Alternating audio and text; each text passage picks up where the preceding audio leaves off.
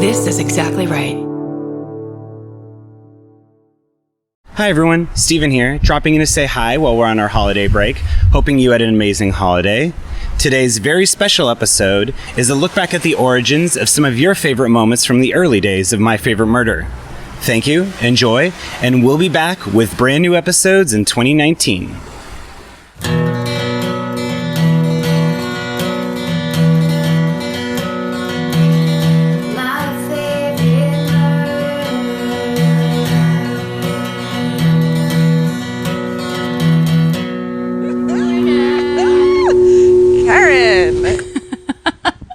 It's really happening. It's really happening. Georgia. Hey. Hardstark.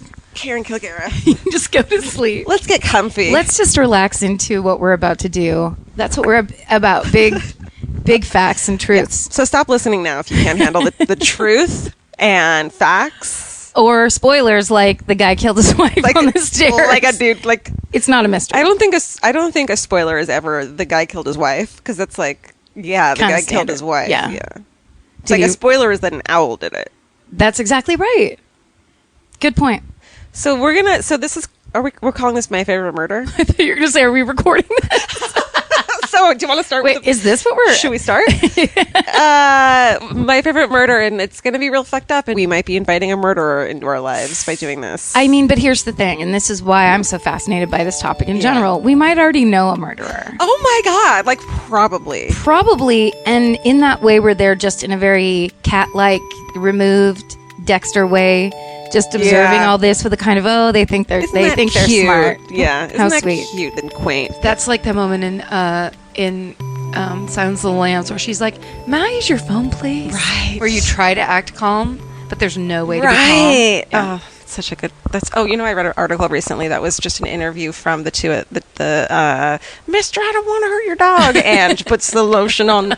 I read an article that was just interviewing the two of them and what their experiences were like, and it was amazing. Were they together? No. Oh, okay. It was like quotes from both of them. But that's so funny. I've never heard that story before. And every time I see Mr. I Got Your Dog, every time I see her in anything else, like, I'm so proud. Did you know she was in Grey's Anatomy? Yeah. I did not realize it was her till I read that article. I was so happy for her. She's doing great. I know, she's fine. She's life after that pit. Residual money. Okay, here's mine.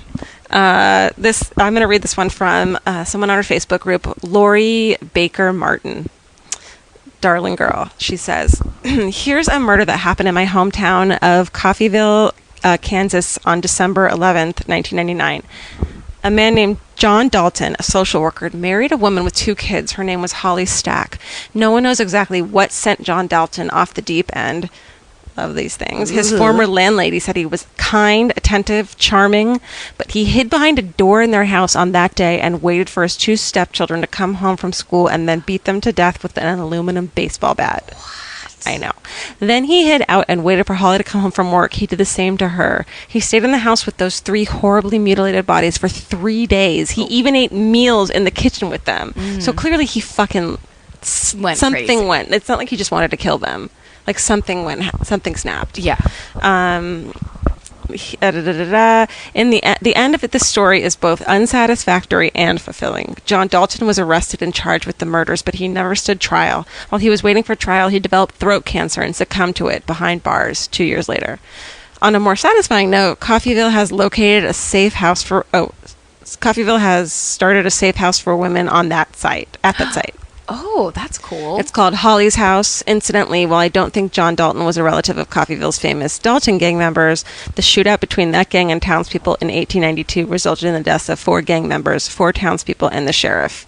It's Coffeyville's claim to fame. Wow, Coffeyville. Who would have thought Coffeyville, Kansas? I do love those Midwestern stories, though, because there's something extra, like, it's all quiet and crickets at night and everything, and then just someone waiting behind a door. Well, are you watching the new Stephen King Hulu fucking? No. Dude.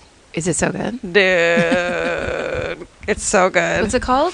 11. What's the date that... 11/23? 63? Oh, I didn't realize that was Stephen King. That's the day Kennedy was killed, and the whole thing is like going back, and it's like a Back to the Future thing. Oh. It's good. It might get... it's good. It's really good. It's fun. I got to see it. If you're into like, he goes back in time and tries to stop President Kennedy from being killed. Oh my God, just like your dream. Like but my of dream. for his brother. Right. Because I don't think anything could have been done at that point. But it's good. And like other little things along the way. There's like other storylines. It's fun. Awesome. Everyone should watch it. It's on Hulu. I love it. Yeah. Wow, that was fun. Yeah. Action-packed, a lot of bats. A lot of baseball bats, unfortunately. A lot of terrible children. Don't keep a baseball bat in your house, people.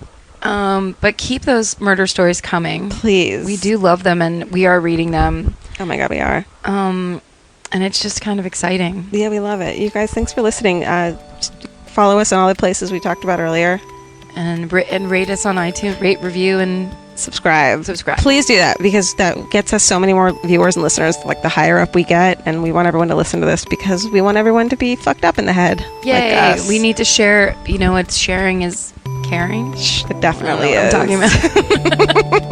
And, stay sexy. Stay sexy. Don't get murdered. Bye. Bye. Do you want to read Hometown Murder, or are you done? Should we save it for next week? Maybe we're emotionally... I'm wrung out. We're emotionally exhausted. I love it. This murder podcast has murdered us. It's really going to get us to a new place. Yeah. But I totally forgot about that thing that happened to me till just now. I swear to God. This is bringing up shit, and we're probably going to need to talk to therapists about it. Yeah. Should we? Is there something positive we can talk about? Did you ever? I just snorted like snot in my nose like a fucking third grader. No, I love it. You're sick. It's okay. There's gotta be. They can go on to other podcasts for positive shit. There's true. like all kinds. Here, let me. Elvis, do you want a cookie? Want a cookie? Okay, that's a positive. That's okay. Elvis, a cookie? Yeah. Okay. God, did you ever think we'd get, when we were recording the first one, that we would record 9 more? I never thought we'd get this far. I mean, it is special. It's a special thing. It was a thing that we talked about a couple times, and then we actually did. And then we just did it without ever talking about it again. We're just like, let's just fucking do it. Yeah. Which I think is like, that's how you do things.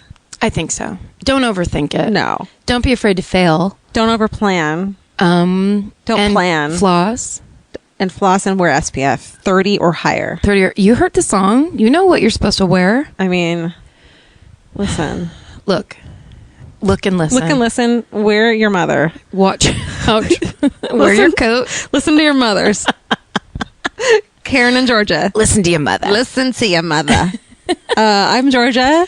I'm Karen. And this is My Favorite Murder. Welcome to My Favorite Murder. What is it about the Pacific Northwest? Oh. I mean, seriously, this is like, I always think of Twin Peaks, where it's like the haunted forest, Dude. bad spirits emanating from an ancient site, and then going into downtown Seattle and just fucking up lives. There's so much land in which to bury and hide people. There's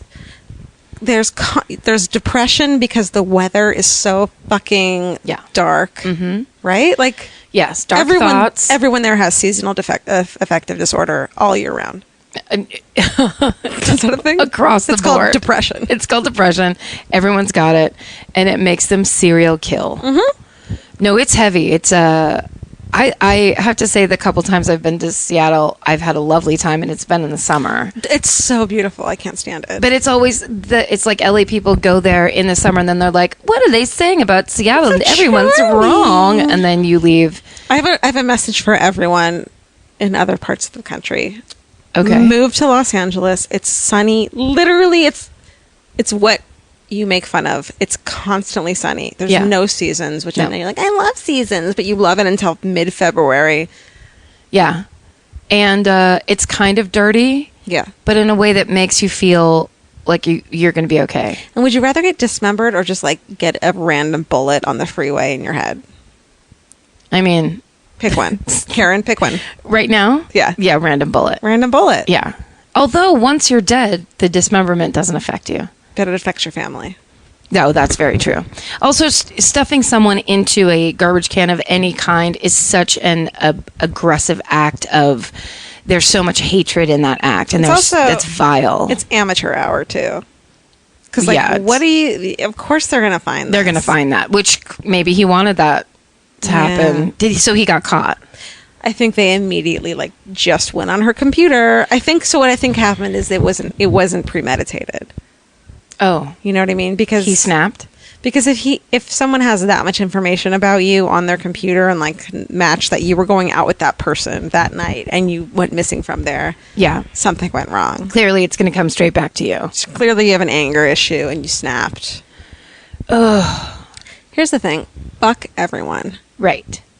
We should have said that right at the beginning. This podcast should be called "Here's the thing, fuck everyone." Here's the thing, everyone, fuck everyone, except for you guys. Thanks for listening. It just is so it's the classic "don't go to a second location." with someone named Jim Jones, or a hippie, the 30 Rock joke. Right, exactly. Or the Scientology. I was just reading today about how the David Miscavige's wife, Shelley Miscavige, is missing as fuck. Yep. For years, and they finally put out a police report for her missing persons. But there's some compound where they keep high ups and just torture them constantly. In Florida? Yeah, I think so. So she's probably there. So don't say you'll go somewhere else with someone. No. Don't go anywhere. Don't anywhere. Don't leave your house. Stay in your apartment.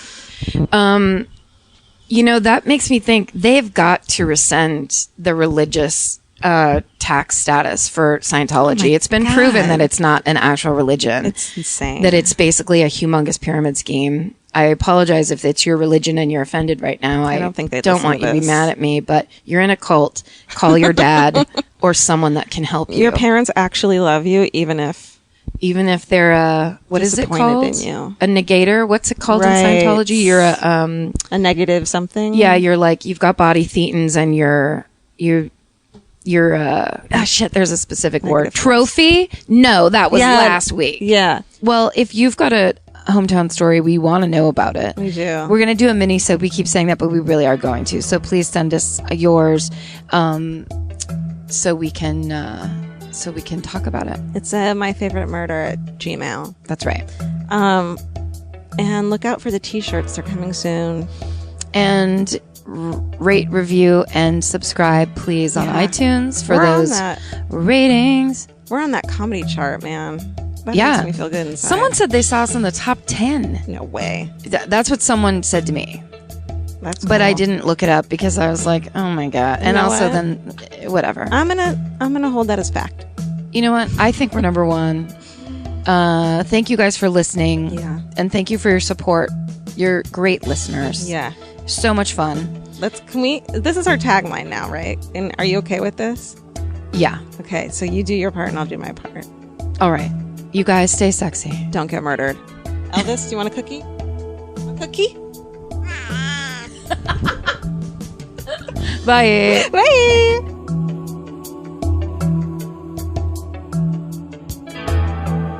They could have saved her and then she could have died. But here's who did save her. Who?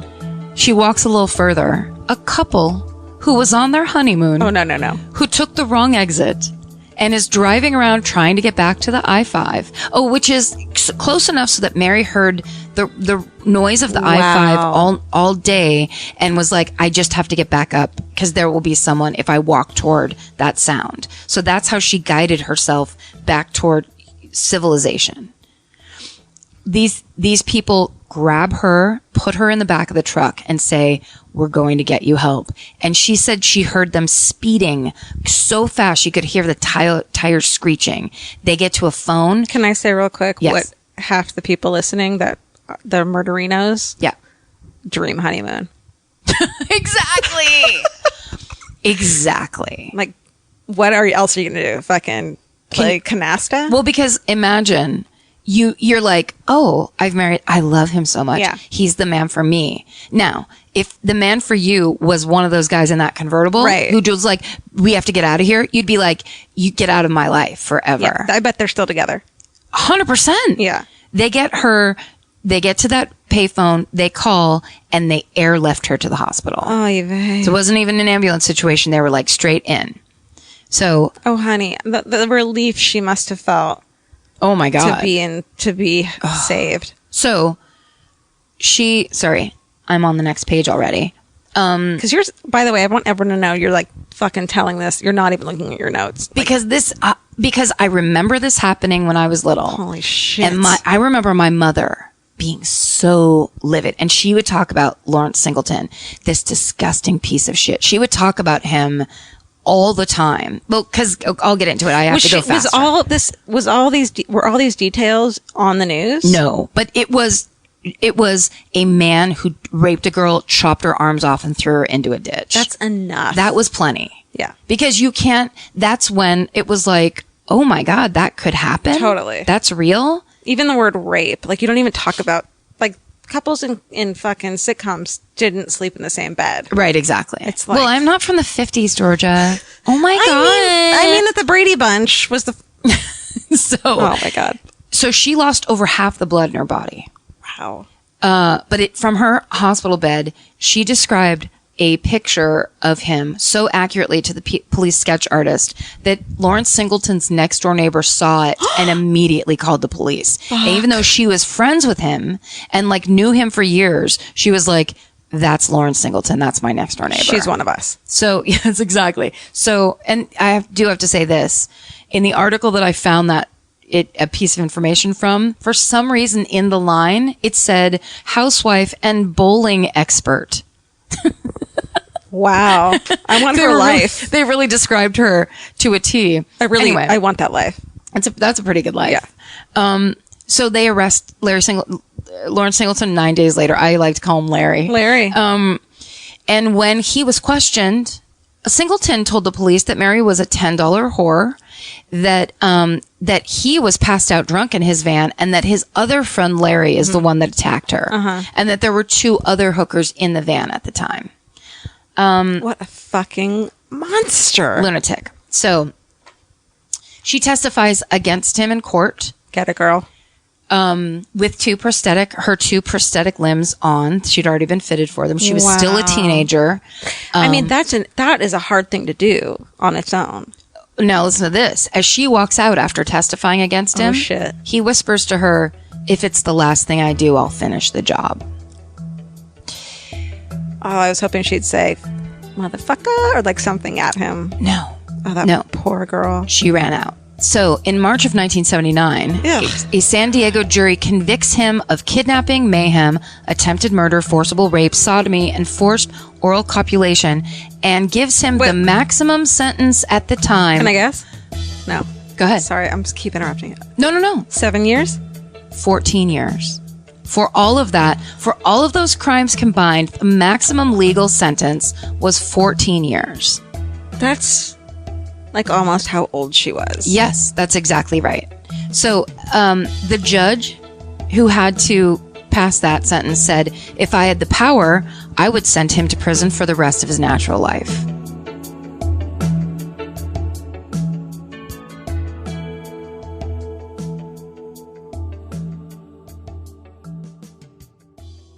I have a present for you and for me. Ooh. From a listener. Is this our first listener, viewer mail? Yeah, I have a listener mail. Don't worry, I have a P.O. box. Good. So if anyone wants to send us shit, you can message me, and if you're not insane and have okay grammar, I'll give you our P.O. box number. So Caroline Abernathy sent us a present. Caroline? To my P.O. box. She's a sweet baby angel. Have you already opened it? I fucking have, and I know she was like, I'm sending you this thing, and I'm like, great. Oh, awesome. I'll tell Karen. So the first thing I thought of, it's full of live moths. I haven't opened it. Creepy. Kaboom. And that's how they died. So she sells this in her Etsy shop. It's called, her Etsy shop is Anime Gravy with a capital A. I don't know if that's necessary. Like you have to put that in or whatever. Right? Are you ready for this present? Okay. Yes. I'm going to put my mic down real quick. Okay. She's unscrolling a small It's the Stay Sexy Don't Get Murdered with Elvis and the Owl poster. We each have our own. Yes. Oh my God. This is gorgeous. I know. So this chick is for new listeners, I mean, get with the program. But so we always first of all, let us reprimand you for being right. So this is amazing. Stay Sexy, Don't Get Murdered is our the thing we always say. Or catchphrase. Or catchphrase? No, it's just something we started saying and people my like it. catchphrase is, what are you talking about, Willis? Oh, that's right. I forgot. And then Elvis, my cat, is holding a it cookie. looks just like him. It looks exactly like him. And the owl, of course, is the owl theory from the staircase. Which is very funny. A lot of people have pointed out on the Facebook page, we've never really talked about that on the podcast. It's like something you and I have personally talked about and just referenced. Right. We've mentioned it being a theory. Yeah. But we haven't discussed if we believe it or not. I think it's like we've discussed how we've discussed it, essentially. So there's a lot of people who are like, wait, when did they talk about this? It's disgusted. Yeah, it is disgusting. This is amazing. And it's like it's the color of my walls too. It's like this that's weird. Mint green that I'm obsessed with. Beautiful. It's so cute. This is the best. So you guys can go to Anime Gravy and you can buy it. I want to tell everyone it's just $10, but I feel like she should up the price right now. So this is worth more than $10. It's only $25. Caroline Abernathy? Yeah. That's really cool. Thank you so much. Should I read? I haven't read the note actually. Oh, let's see. Should I read the note? Yes. Dear Karen and Georgia, I'm so happy that you like my drawing. Thanks for always making me laugh, then feel bummed as fuck about all the murders, then smile again by asking Elvis if he wants a cookie. I've introduced multiple friends to your podcast. It's the perfect friend filter to see who's cool enough to hang out with murderinos. Yay! Nice. You two rock so fucking hard. Stay sexy. Don't get murdered, Caroline. Thank you. Oh my God. I love it so much. That's really exciting. I'm going to get it framed. I love it. Hey, Steven, will you look that up for us since you're here? Oh, you guys, this week we have a sound recording engineer. Right. Remember how we had technical difficulties last week, Steven? I'm helping us, the sound not get murdered. Thank you. Stephen Ray Morris, who you know and love, is helping us because tech diffs last week. Mm-hmm. We're trying to get up. We're just trying to be professional. You know how we strive and aspire to be better every week. I've never felt worse about, been more bummed about not having a belch ready when you said that. I'm you know me, I'm fucking belch. Get one ready and then drop it in as a surprise at some point during the podcast. And it will. Okay, great. So here, let's get to the survivor. All right? Yes. Fucking badass bitch. Her name was Maria Viracheva. She was 19 and 3 months pregnant, which already you're like, come on. Let me get through this. Yeah. You know? Pregnant, and the man her boyfriend was a friend of this killer. Oh. Which is date someone else, find better friends. She met him, she ran into him at work. She and her boyfriend had just gotten into a huge fight, and so she was pissed off, hanging out near the metro station, and he saw her and was and he had been hunting for a victim, and this is in February of 2002. I should have started with that. Yeah. So he said that most of his male victims, he was able to get them away with alcohol was the thing that they, that the reason they would go with him. But for women, he said, quote, women always need to have a financial interest. Fuck you. You don't know me. Man, I like vodka. I know. I don't need your fucking I like money. dead pets' graves. Yeah. Stupid. I'll cheers over that. Dick. So he says to her that he has several boxes of brand new contraband cameras. Oh, yeah. Stashed No, inside the sorry. park. Women always love cameras. That's really true. If there's some kind of deal going, like a sales deal where they're like, oh, I have this thing, I'm going to cut you in on it, just say no. Even if it's true, you're still probably going to get arrested. You have to pay for things that you want in this life. Right. When you try to sidestep that fact, you mess with the wrong people. You end up in the forest at a dog's grave, what have you, and then with a vodka bottle in your head. Free money isn't free. Just go without. Just get a job, buy your own shit, stay out of the forest. It's never going to be chill. That's going to be the quote. Get a job. What was it? Get a job. Anytime we list anything in threes, we want you to put it on a poster. There was another one. Shit, Karen is full of quotes tonight. I'm full of beans. Sonny beans. Oh my God. Okay. We got to get through this. I also want to say really quickly that in therapy, one of the things I talked about was that how crazy I am and how much anxiety I have, because when I go to the back of my building to do laundry, I lock my front door. And how crazy is that I think someone's going to break in? And then I read an article there's a fucking Echo Park rapist. And one of the ways he got into her house was when she was doing fucking laundry in the back of her apartment and she left her door unlocked and went in. It's not anxiety when you're just being careful. I texted my therapist. And now she doesn't want to see me anymore. And now she said, find someone else. No, because she was like, we're allowed to take certain precautions and that's okay. And you can do that. But when you start, blah, blah, blah, then so she supported it. And I was like, I feel so justified. Yeah, you are justified. So it supported, I bet, Nikki. She'd be like, come on. Nikki would be like, yeah, that was an obvious answer. The crime community says you're doing the right thing. Thank you, crime community, for supporting me. Well, also, that's good. I mean, Jesus Christ. Good to know, right? Yes. Hey, there's no shame in locking things. People will walk by in the crosswalk and part of my brain goes, they might be able to hear it if you lock the door or whatever. And it's like, I don't give a shit. Doesn't matter. A much louder voice that says, sorry to offend you, but you don't get to, in case you had the idea. Right. Maybe you're on some white drug I can't detect. When you're sitting at a stop sign and someone goes to walk by and you go click to lock your car door. Yeah. Yeah. And you're like, well, they're going to get mad at me. Fuck you. Well, because you look creepy. That's a good way to let someone know they look creepy. Yeah. I get the idea because you're giving me the eye. Yeah. So yeah, we've said this a million times. Fuck politeness. Fuck politeness. Essentially. Yeah. There could be new listeners who don't yet know to fuck politeness. Oh yeah. Fuck politeness. And, you'll learn. There's a ton of stuff. You'll have a lot of experiences in your life that'll make you question. How about if you're going between the laundry room and your house, lock your goddamn door. Lock your fucking door. If you live in a major city or not at your parents' house, lock your door. It feels really good because literally that was a worry every single time I walk out back. Is I come in the door and I check for the cats, because if the cats were still out where they were, that meant no one was in there, but if they were hiding, that would mean someone came in the house. Right. That's crazy. No, But it's not. That's a good theory. That's a theory based on observation. Yeah. Cool. Yeah. High fives all around. Thank you. Thank you. Thank you to you too.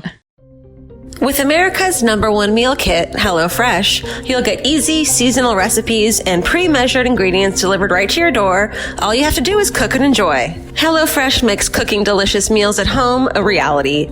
From step-by-step recipes to pre-measured ingredients, you'll have everything you need to get a wow-worthy dinner on the table in about 30 minutes. Say goodbye to endless grocery store trips and takeout. HelloFresh has you covered. There's something for everyone, from family recipes to calorie smart and vegetarian, and fun menu series like Hall of Fame and craft burgers. HelloFresh has more 5-star recipes than any other meal kit, so you'll know you're getting something incredible. HelloFresh is flexible and it fits your lifestyle. Easily change your delivery days, food preferences, and skip a week whenever you need. Break out of your dinner rut and make deliciousness part of every week with HelloFresh.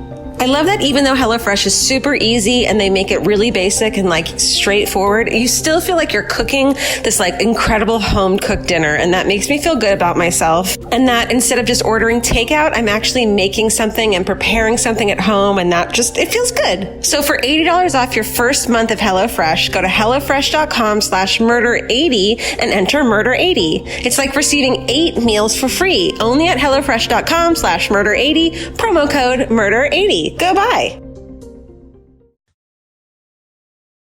Mimi, the unsung cat of the Hardstark household, she sings the theme song to Tweet Corner.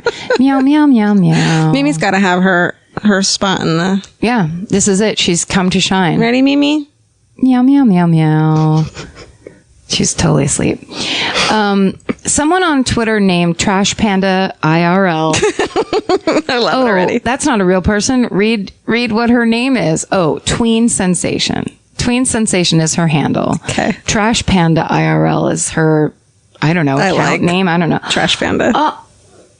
And on her Twitter account, sorry, but I just noticed this, her header picture is a picture of Barb, and it says, in memory of Barb, oh my God. See you on the other side. That's incredible. And it's an illustration of Barb from Stranger Things. That's Hell the best. yeah, That's Trash Panda. the best. Way to bring it all around. So she tweeted at us and said, my dad keeps calling your show the fuck word murder mystery show because he can't remember the name. And I cannot stop laughing at that. Say it again. My dad keeps calling your show the fuck word murder mystery show because he can't remember the name. That is So, first of all, I can't.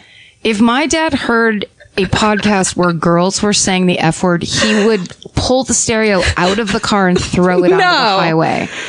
But I swear, if my dad ever hears this, he's going to call me with such a stern tone.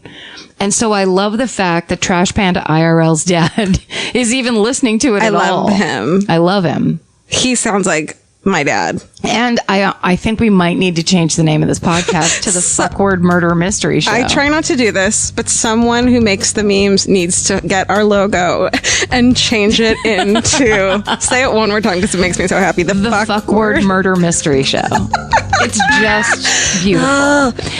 Vardkis Iskandarian and his family started the first Zankou Chicken in Beirut in 1962. Oh, wow. And then they brought it over here in 1983. And it was the chain actually was opened by Mardiros, who is the son. Okay. And his parents were not interested in having a restaurant in America. They wanted to do dry cleaning, maybe go into the suit business. They looked into all these other businesses that were more kind of reliable than a restaurant. But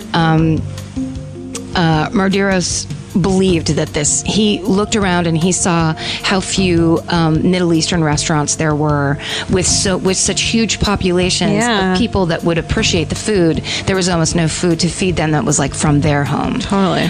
So they opened their first restaurant at the corner of Sunset and Normandy in East LA. Holla. Hey. And the LA Times said it's the best roast chicken in town at any price, which is kind of really saying something for all the shishi restaurants they have here. Totally. The Zagat Guide would say that Zankou was one of America's best meal deals. Oh my goodness. America, not just LA, which is cool. Jonathan Gold, who's a very famous food writer, he adores Zankou Chicken, reviewed it and said the chicken was superb and nothing in heaven or on earth compares with the garlic paste. Oh my God, that garlic paste. The garlic paste is what everybody talks about, and it was invented by Mardiros's grandmother. Shut up. And his mother made it all by hand. So it was a secret recipe. People still don't know what's in it. It's this white paste that you get with your chicken and your rice and your hummus and your pita. This little tub. It's like a side on the side. And it is tangy and pungent and garlicky, but there's something else going on. It's kind of like butter. Like you can't figure out. All you want to do is eat it and put everything that you eat into it. Then for the next day, you're belching garlic. Yes, you're like filled with garlic. You reek of it's quite an experience. Yes. So that was kind of their secret weapon. Aside from the fact that they figured out that other rotisserie chicken places, they realized you have to move the chicken itself and you have to play with the temperatures. You can't just keep it on one temperature all the time. So they basically kind of went in there and tried to figure out how to give people who wanted to eat authentic Middle Eastern food the best version of that food and not just go like, here's whatever. So, which is amazing. Apparently, one time on Curb Your Enthusiasm, Larry David referred to it as chicken so good it could end the rift in the Middle East. So like everybody in LA knows about this. It was also in a Beck song. That's right. That's right. There's a list on Wikipedia of all the popular culture things. There was somebody on Buffy the Vampire Slayer also liked to eat there. So they started as this hole-in-the-wall chicken place, and after, I would think, like over 2 years, they were making $2 million a year. Holy shit. And half of that was pure profit. Oh, my God. So they were doing, obviously, great. So there were rumors. Oh, so in this article, this is one of my favorite things. In this article, this guy, Mark, the writer, starts out by talking about the Armenian culture and everything. And he says there's a saying that little old Armenian ladies say in Armenian, which is, let's sit crooked and talk straight, which totally made me think of us. Oh, my God. Isn't that the best? Let's sit crooked and talk straight. That's basically let's gossip. That is us to a T. I know. And I'm fucking in love with it. It's the best.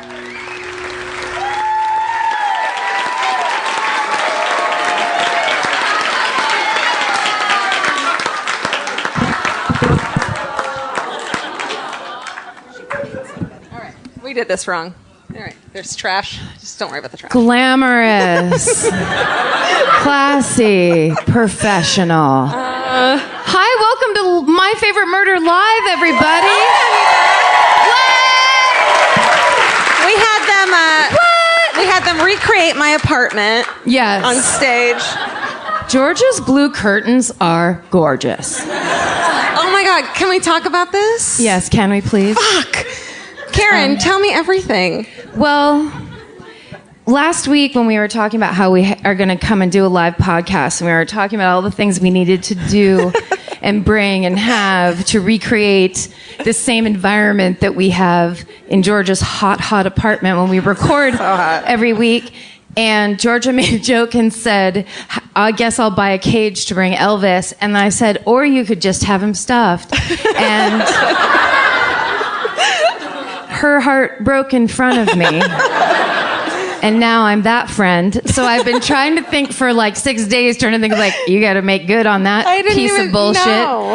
And then I remembered that I'm a compulsive vintage thrift store shopper. Yay. And I got shit like this laying around by the dozens. And I was like, excuse me, don't you have some sixth grade teacher hand knit a Siamese cat? And it's just been sitting in a closet for like fucking 7 years. Yeah, And the answer was yes. Elvis is here. When I saw that backstage, I was like, I'm not supposed to see that. And if I look at it, I'm going to cry. So I didn't, because it's so sweet. And so I didn't look at it. Ow. What happened? I was trying to move my, okay. There we go. Have you gotten a good look at it? Because there's truly about 4 years of dust right on the top. You guys can see that. It meant a lot. Karen, thank you so much. And I would have dusted it off, but I was running late. And if you know my apartment, you don't know my apartment. This is the most perfect thing for my apartment. It's going to match everything. It's like a grandma, and there's like sea foam happening. It's a sea foamy apartment. Everything. It makes me so. Thank you so much, Karen. You're welcome. I got you up nothing. I'm going to catch a moonbeam in my pocket. Also, the other thing I just wanted to give a shout out because we had been talking last week about how we hate carving pumpkins. Oh no, what happened? Well, Caroline sent us a picture of the most perfect Halloween jack-o'-lantern goals for us, and this is it. It's the tiniest face carved into a pumpkin, and when I saw it, it made me laugh so hard. It's like an emoji. It's like the size of an emoji and the face of an emoji, like the happy face emoji. That's all I want in life. But then on the hugest pumpkin, so it's basically like this person took a pen and stuck it into a pumpkin. It's so funny. And then they were like, "Where's my wine and where are my Ritz crackers?" I'm done. You can laugh out loud, Stephen. That's good stuff. That's beautiful. Thank you so much, Caroline, because I really loved that to the point where I faved it, and then like the next day went, "Oh no, retweet that. That's awesome!" And I couldn't find it, and this morning before work, I must have spent 20 minutes trying to find this tweet. Can I have a quick pun corner? Please do. Squad gourds instead of goals. Squad gourds? Because pumpkin is a gourd. Let me explain this. My comedy is like kind of, like it's intellectual. It's written. Squad gourds. It's written. It's reader comedy. You gotta. Squad gourds. That's really good. Like, give me a hot minute. Mimi loves it. No, my God. Mimi's crying laughing right now. You can't see it, but trust. She looks so bored. That's amazing. It's really good. Thank you.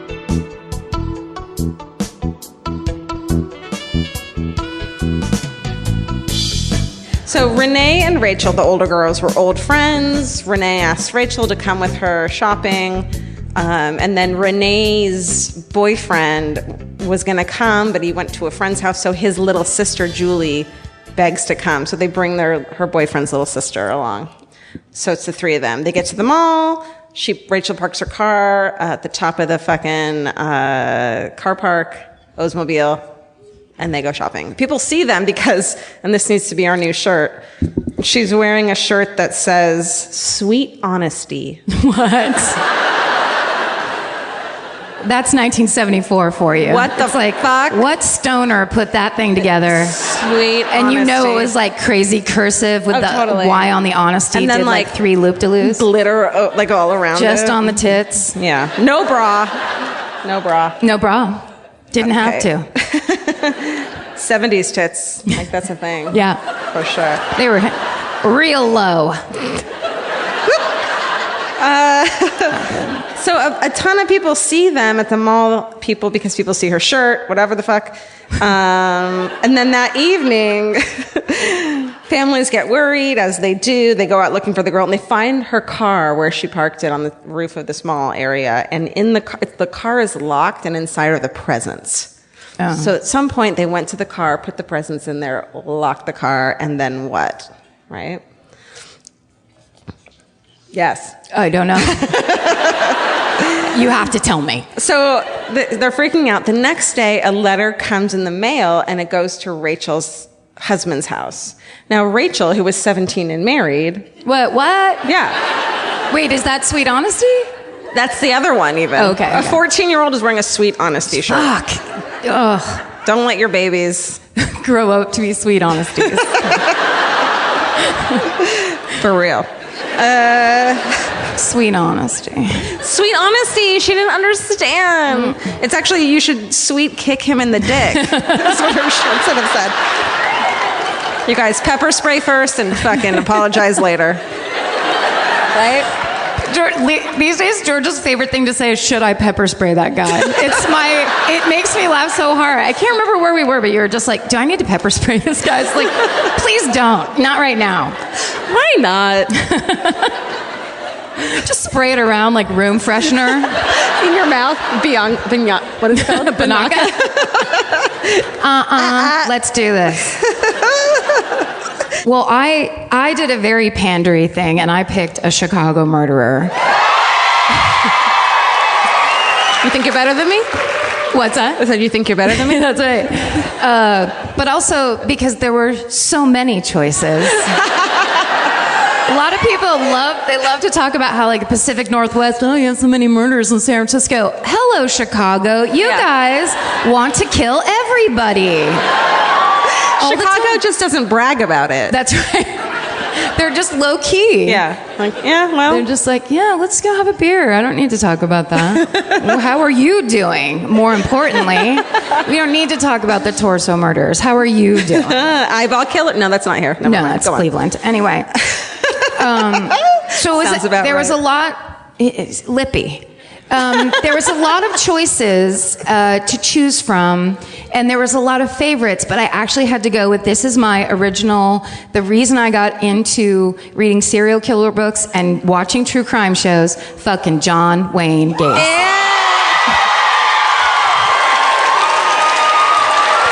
And I know this because she accidentally told me in the hotel room. It slipped out in the hotel room. What was the context of that? You were talking about how the hotel concierge was like, you had to print out your notes. Oh, yeah, and they she was printed like, it if for you me. like John Wayne Gacy, you'll love this tour. And then I was like, oh, fuck. Yeah. That's all I said. There was nothing so else I don't know revealed. the deets. Yeah. But I'm about to hear them. You're about to hear them. And you may have heard me say this before, but the first thing I ever saw about John Wayne Gacy, because if you know, he buried the bodies of teenage boys that he murdered inside his house. And when the police arrested him finally, and he was able to draw a diagram of his house, and he knew where every single boy was in the house, and there were 27 of them. I bet the FBI didn't respect him after that. That's right. They were like, oh, look at Braggy Braggerstein over there. Take it easy. So I saw, when I was like probably 12, I opened a book. Good age to see this shit. It's a perfect age for true crime.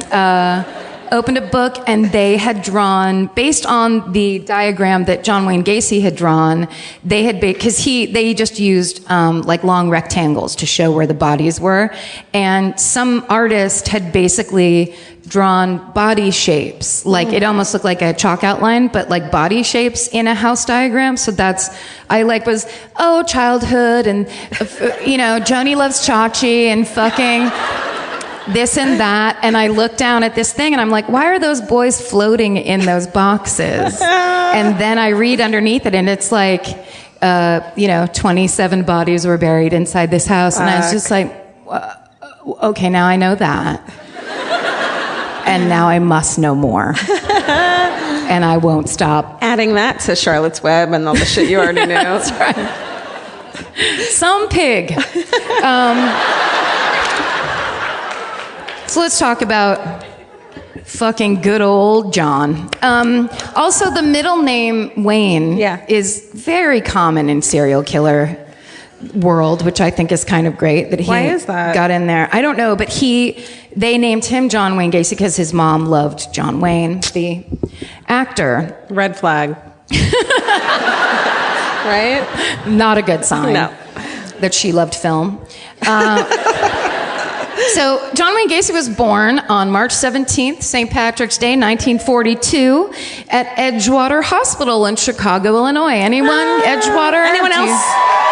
You guys Born worked there? or were you also born there with him?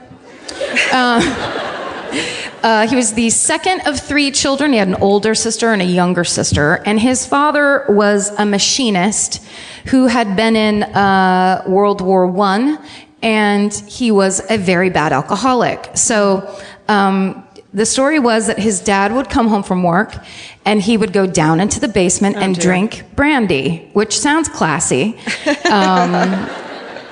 But the mom would make dinner and then I'll sit at the dinner table and wait for him to come upstairs and see how he felt. Well, I bet when he came up, he was real happy and everyone was like, we can finally talk about brandy. Well, no. Oh, God. Instead, normally he would come up drunk and very angry and he would beat them with a strap for dinner. So...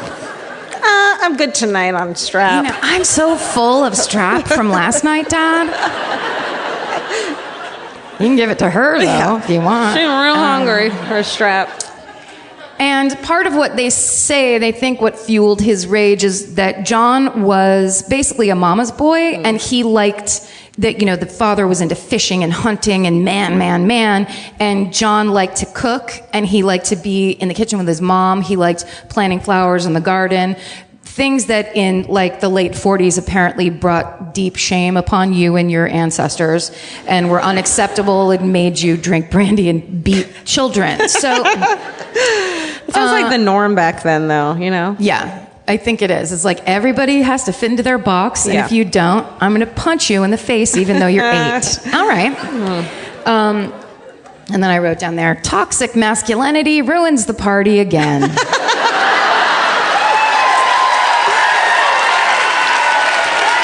Can't wait to see that meme.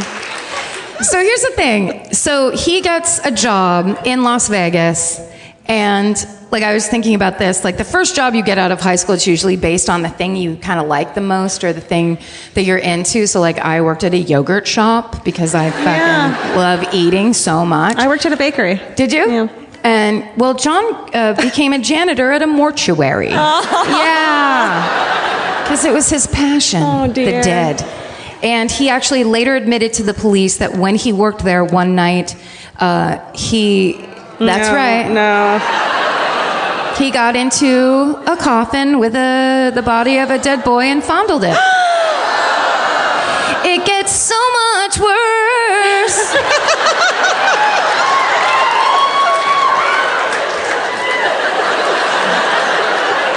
There's 47 pages right here.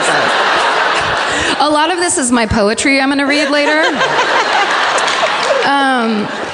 All right. Do you love you got a manicure? I got a manicure today. I did need to look at my nails. I know, isn't it fun? You're gazing lovingly at your nails. I've never seen you do that before. Here's the thing, and I just talked about this, but so now I work on Guy Branum's TV show. Mm-hmm. And on this TV show, I get sometimes 8:30 in the morning. Fuck. I get 3 grown women who stand around me doing my hair and makeup for hours. And it is so fun. I love it. And people just teasing my hair for 45 minutes straight. The best. And shaping it so I have really good hair. doing makeup, very lightly brushing my face for an hour. Amazing. I start to realize, like, on the first day, because this is a very collapsed schedule, it's been hard. We've worked a lot. Which is why we're recording on a Sunday instead of a Tuesday. That's right, because this next week is going to be the same and crazy. But so the first day we went to tape, I sat down at my, so it's called Talk Show the Game Show. Guy is hosting, Guy Branum, friend of the show, expert lawyer Guy Branum. It's a talk show. He's the host, and I am a judge where people come out and they do an interview with Guy, and then I judge them and tell them how they did. God, that sounds like a dream job. Just like super fun. Yeah, and you don't get judged. You just talk shit on Hell people. no. Fuck yeah. They can't say shit to me. Don't fucking talk to me. But going through, like, basically the beauty, a glam squad every morning makes me realize how, like, the first day after I left, Diane, who's my makeup person, handed me a mask, and she goes, why don't you put this on tonight? Oh my God. And it was basically like thing by thing, where it's like, oh yeah, that's right. Like, Yeah. I go home and then just go to sleep and don't wash They're my like, face. can you make our lives a little easier, Can please? you not make this so that we have to put you together like a wax goddamn dummy? And so then, you know, like one day I realized I have to hold up signs. Yeah. I need to paint my fingernails. Yeah, no, dude, I get it. When you're like, oh, this person, I have done the bare minimum of looking good. Yes. And now, but then once I do it, it's like, oh, this is fun. Doesn't it feel nice to take care, to pamper yourself? It really does. So Fucking today, love it. I really like it. So today I was like, I just did my nails last week really fast. I do that too. But so today I went and got a manicure. Oh my God. In Silver Lake. And it was nice. And the lady, Rose, did it really awesomely. It's so sweet that you find out the names of your She asked me manicures. my name and then I asked her name. I love it. It was fun. When I went to leave, also, but my glam ended because it was the weekend, so I had no makeup on and Oh, fuck that. looked a lot like a scumbag. You saw me that morning. Went to leave. I told you in the morning you look beautiful. Well, I can't have I don't it. think I said beautiful. I think I said you look so pretty. Right. I think beautiful is like. And then I kind was of a like, come get on. away from me in the valet area, Yeah. and ran away from you. I was working ballet that morning. George had her little hat on, and she brought my car around. I told her to get away from me. Went and got a manicure. As I was getting rung up, a girl who was getting her manicure looked up at me and goes, Karen? And I go, yeah. Because I was like, oh, does she work with me? Is it somebody that Yeah. like I haven't talked to that much? Whatever. And then she goes, I love your podcast. But she was like, she was getting a manicure, so couldn't she move was her kind of hands. weirdly stuck. It wasn't like we could shake hands or say hi or Hug, anything. yeah. And I immediately got so self-conscious that I had like these crazy nice nails. And then other than that, I really looked like I rolled out from under a bridge. I was like, oh, thanks, bye. And just ran away so quickly. So I just wanted to say to that girl, if you're listening, which she might have quit at this point because I was so not all that friendly to her. Hi. I'm sorry I didn't ask you what your name was. I'm sorry I didn't have a moment with you. I was kind of embarrassed. I'm kind of embarrassed in general. That's just like, how are you feeling today? Kind of embarrassed. Kind of generally embarrassed. Yeah, But I'm working on it. Yeah, but So I feel hi like to her. But the thing is too that she knows so much about you at this point, and like doesn't expect you to like. She doesn't think you're going to be Chrissy fucking Teigen. You know what I mean? Yeah. Like we haven't fucking positioned ourselves to be Chrissy fucking. I mean, Chrissy Teigen seems like a chill chick, but like. But she looks for like some reason, I can't drop the Chrissy Teigen expectation. It's my problem. Oh yeah, no one. I kind of am like, oh, maybe I look like. I kind of get that because I'm like, I'm not wearing makeup anymore, and then I'll see myself sometimes and be like, oh my God, I look like I'm on my way to rehab. Yes. And like, do people like my neighborhood fucking cafe? Are they like, is she okay? Yes. And I have like some acne scars right now, so it looks a little like I've been picking at my face. You know, like Yes. You want to be presentable. You want to be presentable. If my mom saw me, who's a fucking really into images, everything, she'd be worried about me. My mom, I have a tape in my head of my mom who used to always, if you would like walk through the kitchen, it would just be like after school one day or like casual time. My mom would be the one to go, oh God, put some lipstick on. You look like a corpse. That was like her great quote. So I have that kind of thing where I'm like, really in the house, you need me to wear lipstick, lady? It's so, the minute she sees me, she tells me how something I am doing that she likes it better when I do the other way around. Like, if I have short hair, oh, I like your hair longer.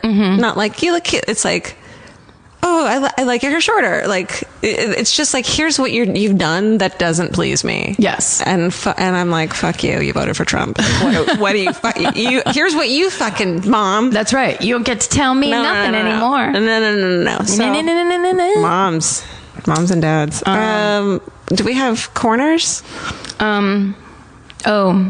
I have a couple corners. Can I tell you something Yes, I've never please talked do. about? Yes. Vince and I have this, I'm going to share a real not intimate, but an inside joke that my husband and I have that we're the only people who know what this is. And we kind of love it and share it together. And I'm going to just tell a few people right now. And every time we say any kind of corner thing, I think of this. And Vince, so whenever the word corner comes up, Vince and I say to each other, corner, corner, corner.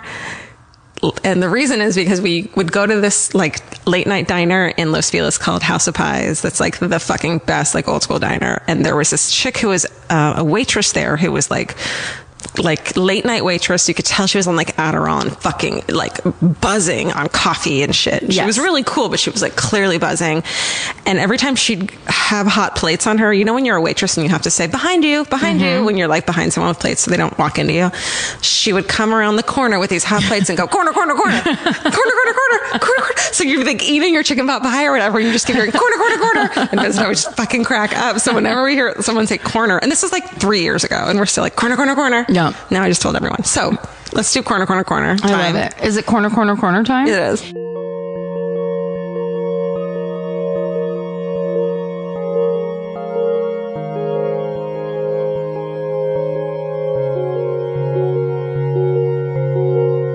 man.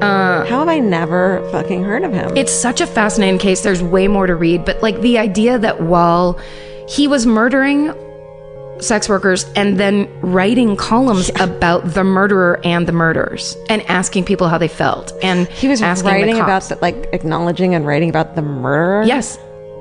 Wow. He was basically faux investigating his own crime. It's amazing.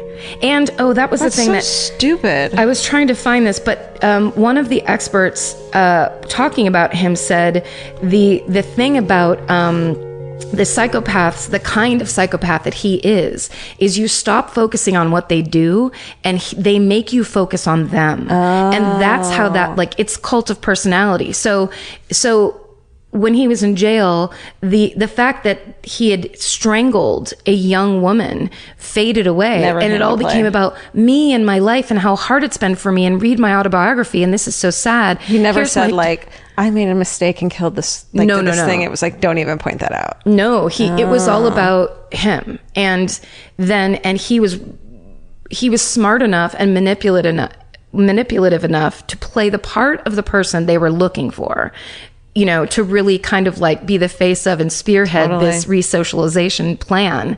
He was just like, I'm going to be that guy. Do you think that when people get convicted of murder and then they get to read a letter to the judge or to the family and they just talk about themselves, that's the same kind of thing? Instead of like apologizing to the family or saying, I made a mistake or whatever. Yes, and then just like, I had a hard childhood. That's the same thing. Wow, because it's pissed me off whenever I hear those. No, yeah, that's because it's the narcissist. A bunch of those traits go across the board, and like if you're this, you're this, you're this. But it's like narcissism for sure. But then also the psychopaths, where it's just like it's their world, and everyone is just an ant in that world, and they get to do what they want. And everything is to power. Everything is to, you know what I mean? Like, it's to feed their ego. And things are done to them, and like things are unfair to them, and And if they're like, I don't even want to talk. Like when he was finally arrested, they tried to get him to talk about the 1974 murder, and he was like, I have no memory. I don't know what you're talking about. And just like, it's as if in his mind, since he doesn't acknowledge it, it didn't happen. Wow. I always wish there was a way to get them to like fucking feel bad about it, you know? Yeah, but that's the there's no such thing. They don't have a conscience. That's me thinking they can be rehabilitated, which they can't. It's you thinking they're like you. Yes. It's that. Yes. And actually that's part of the fascination of all of this shit, is there's these people that are built totally differently. Right. Or because of their circumstances of how they were raised, which is like alcoholic grandfather who did these things. It's like there's no way your brain can then go to where you and I are and Steven and hopefully. And but also I think you have to have that, because lots of people get beaten up by horrible grandfathers and all that stuff. Then it's that extra piece of being a sociopath or being a psychopath where it turns, because this guy was just like on fire with the Lord since fucking day one, where he's like 16 assaults out of, when he's like in his teens and early 20s, he had huge problems from jump and never stopped doing it. Yeah. And then just tricked everybody in this insane way. Because he was getting off on the idea of like, I'm going to go interview the head of this investigation and ask them if they have any idea who's doing this. And the answer is no. And he gets to get that quote. And they weren't like, none of them were like, that's weird that he's putting himself, because that's one of the things is that the murderers put themselves in the middle of the investigation or just a little too interested in it. Yeah, but I guess they didn't know that then. They didn't know it. It's so funny too, because it's not that long ago. It's the 90s, but it's still police procedurally. It's long ago. Well, that explains to me a thing that I haven't really ever understood, which is why Anne Rule never suspected or even took a while after Ted Bundy was arrested to be like, yeah, that was him. So she was under that same fucking spell. Yes. Okay. It's like I never understood. It was like, how did you fucking not know? Because, haven't you ever met a person like that? Like, I've definitely met one person in particular where the charisma is such, they make you think that they think you're the only person in the world.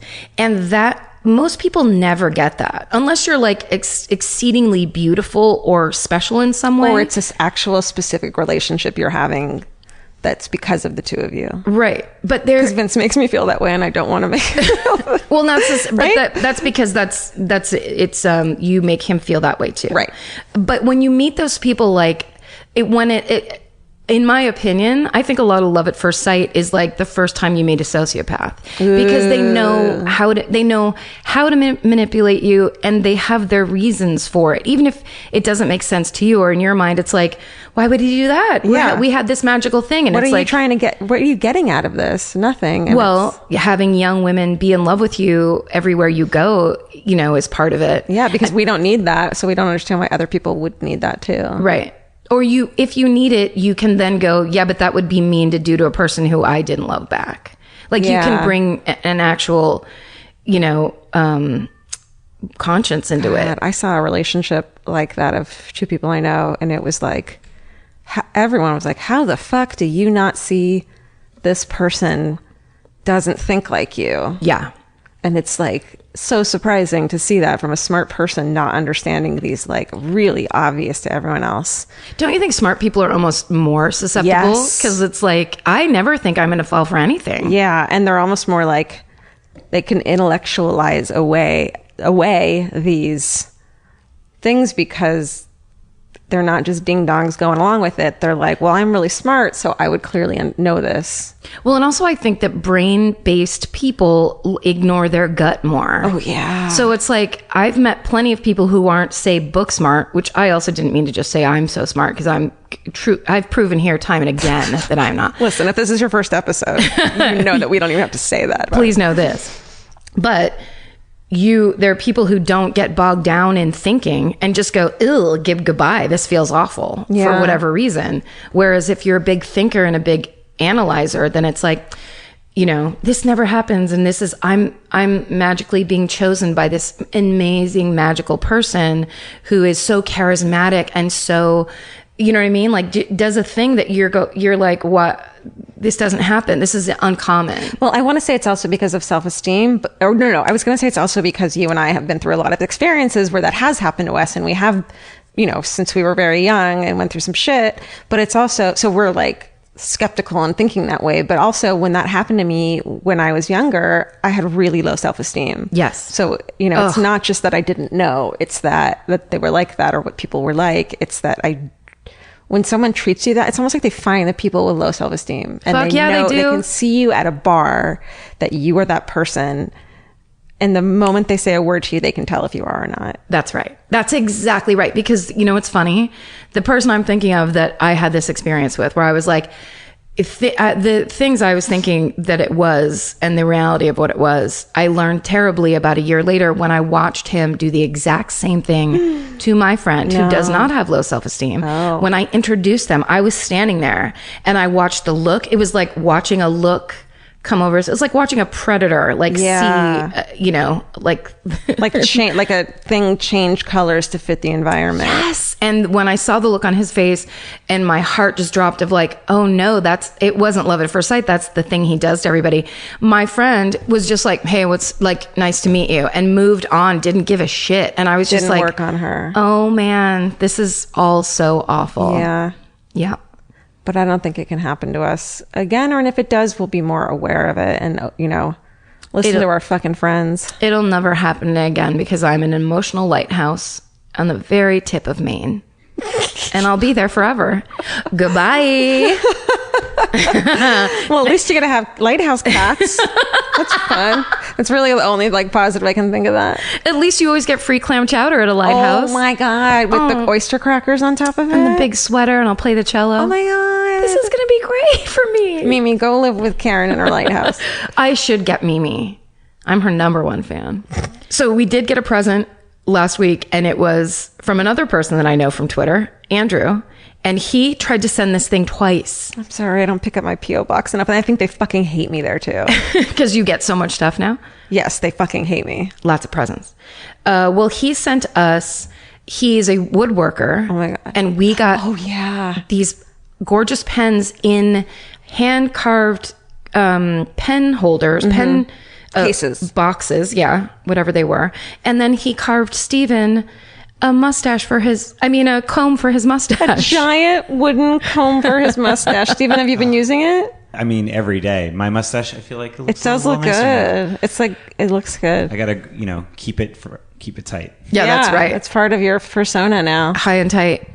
So Andrew, it's Andrew Hess that I know from Twitter. He's a great woodworker, and thank you so much for sending those. And we finally got them, and we were blown away by them. It was so thoughtful. Yeah.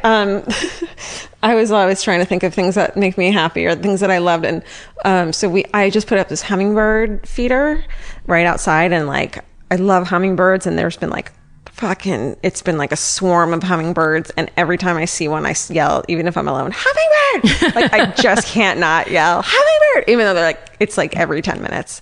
But the thing I love is that it made me realize that they're fucking assholes to each other. Hummingbirds are? Yeah, they're really aggressive and territorial, and they keep fighting against it, and it made me so happy because it's everyone's hummingbirds are so beautiful, and they get tattoos of them, and they love them, and it's well, they can be fucking dicks too. And sure. It's just this positive light to me of don't compare yourself. don't put yourself up to standards of hummingbirds. No, because they're actually assholes. Yeah, and they're sugar freaks. They're addicted to sugar, and they just got to get theirs, just like everybody else. They are mean to each other. It's very funny. It's funny because I face the sliding glass door where the hummingbird feeders are. And so the whole time, especially today, I can see them, and there's a lot. Right? It's 3 at a time every 4 minutes. Seriously. So it's really hard to concentrate. I keep wanting to go, oh, look. But then it's exactly it. And it's so distracting, but it's this peaceful thing of staring at a hummingbird is so nice. But then they fucking dive bomb each other and chirp, yell at each other.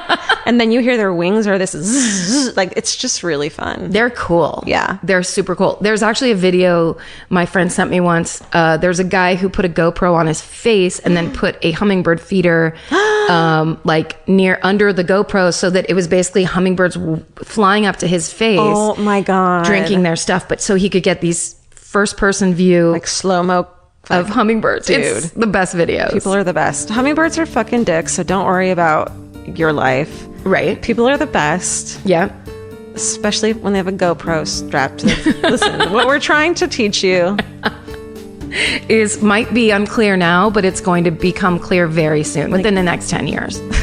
It'll be so obvious. Then you'll be oh my God, they were right. And now they live on a tiny island in Maine, and we can't tell them. Clam Chowder Town. Clam Chowder. I'm the mayor of Clam Chowder Town. You are. Could we go back to the picture of Belle herself, just to see why everyone is so in love? There she is. That's her?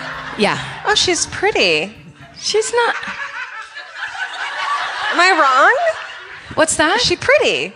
She pretty. She is. She pretty. She pretty. She pretty. Even I'm like, oh, maybe she didn't do it. You know what, you guys? I think she's innocent. I feel like, look at her. I mean, she does have a hat face, and that's. I can't say the same thing. I mean, the ruffles. Yeah. She really, she's got a napkin bib in her fucking. And clearly, just a huge long rack. Her rack goes. Instead of being like this, 50s style, straight down, farm style. Yeah. We all know that means you're a hard worker. Yeah. Marry her. Right? Yeah, you got to. There wasn't a lot of foundation garments back then. You just had to, gravity took its toll. Anyhow, so Ray Lamphere shows up with the fire in his eyes and the insane mustache, and he is immediately in love with her. Okay. So he'll do anything she asks. All right. So that's what's happening, the feel around the farm. And at the same time, Belle Gunness puts an advertisement in the newspaper, in all the Chicago daily papers, and in, I guess, some of the Norwegian papers. And it's basically kind of like a personal ad. And hers reads, personal. Comely widow who owns a large farm in one of the finest districts in LaPorte County, Indiana. Desires to make the acquaintance of a gentleman equally well provided, with view of joining fortunes. No replies by letter considered unless sender is willing to follow. Answer with personal visit. Triflers need not apply. Hey. I don't want no scrubs. Yeah. For a did it and a bachelor side of the Best friend. blue. It's best friend's farm. Trying to burn down a horse. Burn down a horse. She tried to burn that horse. Triflers need not apply is our next shirt. Oh my God. Shit. Steven, get on that. Steven, do it now. I mean, right? Yeah. She's not wrong. Yeah. Yes, can't she sue murders us. children. Yes, she murders children Yeah. and adults. Yes. But But also, triflers need not apply. no, They simply needn't. they needn't. Police made an official statement that they had a serial killer on their hands. And that statement, of course, makes international news because Simone Schmidl was German. The first two women were British. It just goes everywhere that now hitchhikers are going missing and then bodies are being discovered. Well, up in Birmingham, England, a man with my favorite name in the world, Paul Onions. Oh my God. Come on. Dude. Go find him. I mean, And marry I have to make him him. mine. Paul, you don't know me. And I certainly don't know you. Karen Onions. Mrs. Paul Onions.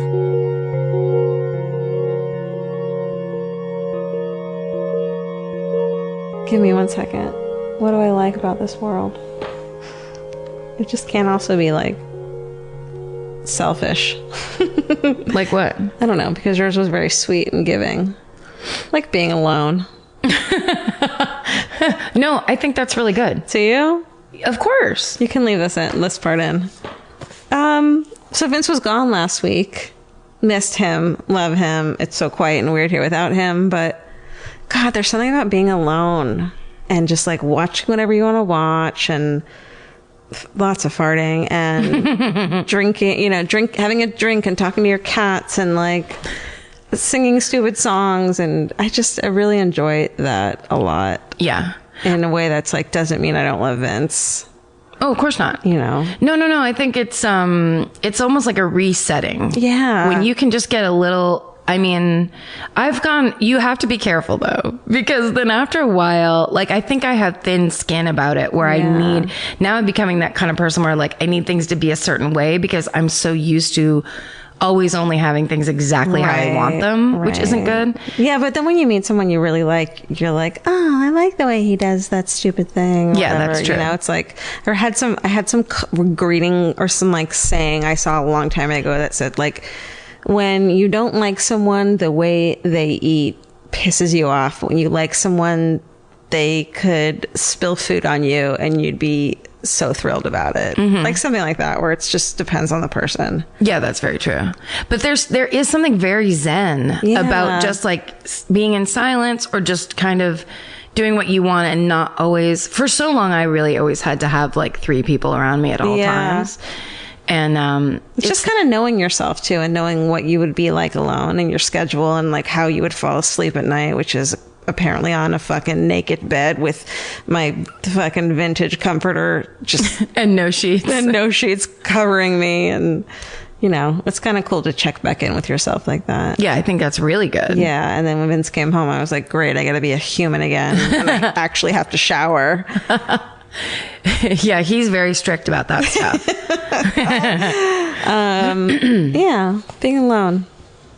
Consider it for a hot second. All right, well, thanks for listening. Stay sexy. And don't get murdered. Bye. Bye. Elvis, use your microphone. Elvis, Want a cookie? want a cookie? Whoa. Oh, the big yes. You just blew doors on that one. Bye. Bye.